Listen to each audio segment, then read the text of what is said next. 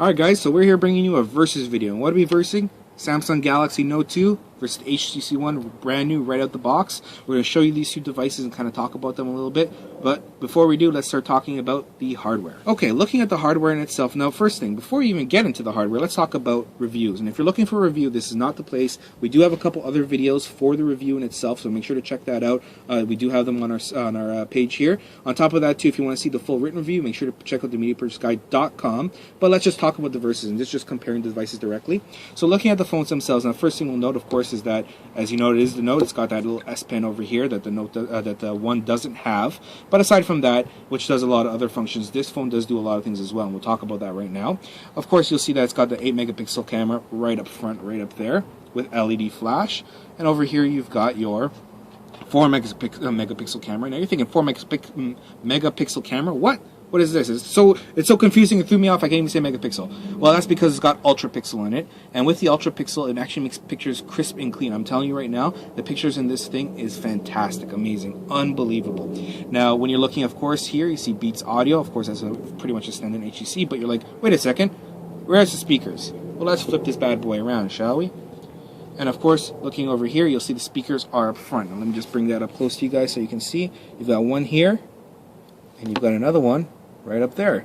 So it gives you that full, nice audio, very clean, probably the best audio we've ever heard on any device ever. And of course, when you're watching a video or playing a video, watching YouTube, any of that, of course it sounds the best overall. Let's talk a little bit about processing specs. Of course, it's got a 1.6 gig quad-core processor, 2 gigs of RAM. This has got a 1.7 gig processor. Same thing, quad-core, 2 gigs of RAM. And you're thinking, okay, well, pretty comparable, but not quite. Over here, you've got, when we benchmark this, we're running over 12,000 on the benchmark. This is running 6.5, thereabouts. You're talking, 1.5 to 2 times more powerful for very similar specs. When you think about that, that is amazing. It's fantastic, crazy, crazy stuff on this phone. Of course, when you're looking over here, you've got your 2-megapixel camera up front there, where over here you've got a 2.1 megapixel. Let's just pull that up. So again, a little bit better on the picture quality up front as well. It looks pretty good. It runs pretty nice. It's a little bit laggy, but hey, you know what? Which front megapixel isn't? Right? Front facing, I should say. And of course, right up here, you've got an IR blaster. This thing is amazing. IR blaster, you can use it to control your TV and everything like that. Love it. Great stuff. Now, when you're talking about the screen itself, of course, you're talking about a 4.7-inch screen over here, 5.5 massive screen. Of course, with a big screen, you get girth as well. It is a heavier phone. On top of that, a little bit more awkward to hold. But let me show you something here. Let's open these up here. Your IR blaster is also your power button. And of course, when you're talking about here, this screen is 468 ppi, the greatest ppi, pixels per inch, of any screen that's currently out there. You'll never get a better picture than you get on here. But as we have these phones up, let's get to the next thing, and let's talk about software.